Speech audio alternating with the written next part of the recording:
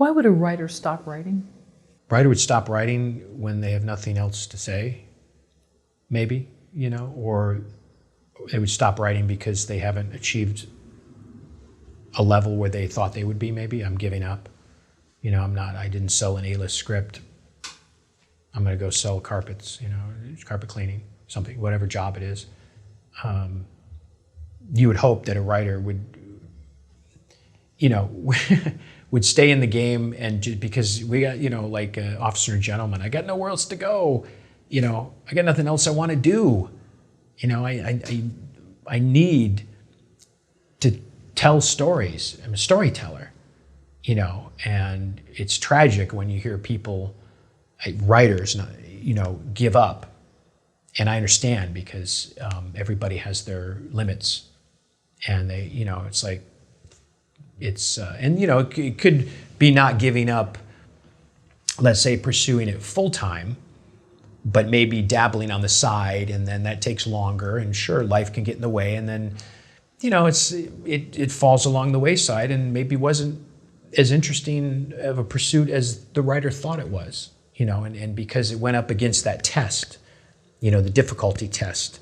And, that's always, like I say, how badly do you want it? Rejection, criticism, failure, that's usually the litmus test of how bad you want to be in this, because we're all going to experience that even after you make it. You start working, you're going to be fired, and stuff. So, yeah, they're all fear too. Maybe I'll never, achieve what I thought I would, but I say the longer you're in it, that kind of changes too, just by its nature of being in this, at least for me, how you look at things, So it could be a number of reasons why someone quits, but it's always a sad day for me to hear that, going, one of our,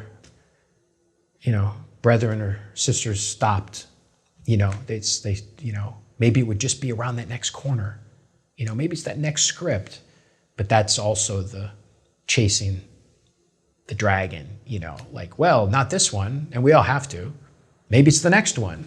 Maybe it's the one after that. And then, you know what I mean? So everybody has to have their own self-reflection about, how long you're going to give this. If, like I say, I never put an expiration date on my screenwriting dreams. So I didn't say, well, by this date I have to have, and thank goodness stuff worked out a bit, but I don't know if I was doing it for 10, 15 years and there was no forward movement, what I would think about it, So I think it's a personal thing. Every writer has to ask themselves.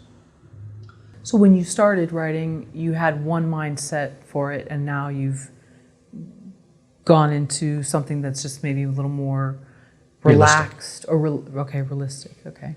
Yeah. Not relaxed about the work, by the way, but just no about certain goals and in terms of sure. It has to be, I have to be here by this point, kind of thing. Yeah.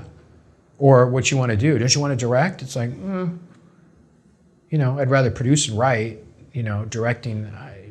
There's a lot of directors, and having done it in film school, but I have no project to show someone. It's like, oh, you're the one over this person. In fact, I would probably, on a project, step aside and let a director who I would pick direct the movie. That's more of a producer's thing, So I don't know. It changes, Out of film school, I kind of always wanted to be a writer. But then the longer you're in the business, you go, writers get kicked around a lot, stuff gets changed a lot, and you're always at the mercy of someone else hiring you. But if you're a producer writer, or you move into producing where you say, this is my project, you don't get it. I'm going to put the elements together, and now I'm a producer, type of thing. So things can change. Since our last interview, which was 2017, I believe around the holidays, 2017, have you changed your mind about any of the writing process?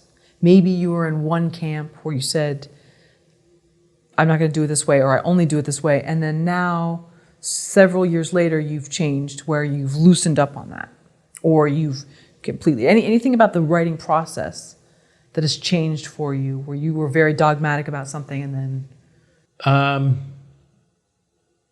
I don't know, I think the dogma's still there. But I think the process of being, I wanted to get back to more, like I can remember the days when ideas would just pop up, and this and that. And I would find an idea that I would be so passionate about that I would see it, And, when you're working on assignments, it's kind of different. I mean, you have to do that, but it's I like, what I'm trying to say is I want to get back into more of that spec stuff for me. If it sells or not, whatever, I've got other spec ideas that are pretty decent shape. They've been, I pitched them and they've been around and stuff, but to maybe take one and expand it into something else instead of a TV pilot, make it a feature, or maybe write a book of it, type of thing. So one thing I would say is I'm opening my mind more to different creative possibilities than just the straight and narrow type. So yeah, in that way. But the way that I work, no. I'm open to suggestion, but so far, it seems to work, for what I'm doing. So, yeah. But I'm always open to, you always have to be, like water flows, so it's like. Is that part of the Tai Chi? You think either the Tai Chi changed that, or you already changed and then you wanted to do the Tai Chi because it's kind of about the flow of energy and different things? Yeah, I think that's going to help me more on this next plateau, in studying certain philosophies to try to, have them dictate toward writing in a way, trying to make them sort of similar, or it's life, these kind of philosophies are for life too as well, discipline, right, patience, things like that. Mm-hmm. And with Tai Chi, it's not if you hit back, it's you shift your energy.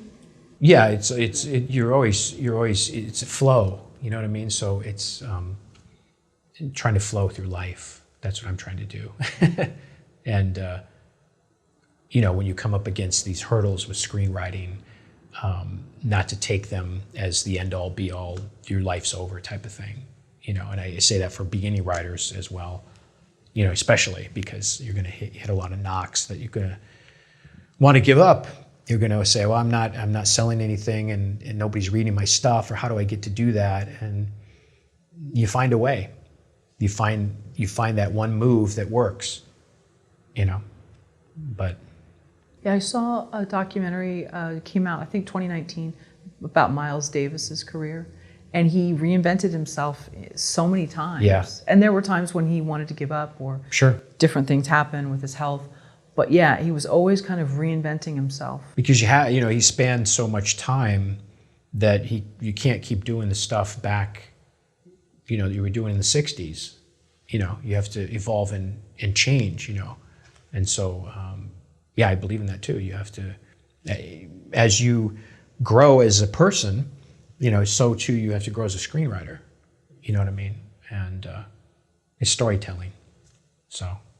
Right. So he would infuse different things. I think he did he had a more Latin percussion phase that he put into his music, and different things with different costumes, different looks. And it really helped keep this career going. Yeah, and it keeps you fresh. That's the key, and you don't look at it as like, this thing, that I have to do. You come back to it from that 11-year-old kid that was like, oh, this thing that I love to do, that I'm blessed to do, that I'm blessed to get paid to do. I was blessed to do it anyway, but get paid is even better, because, so, yeah.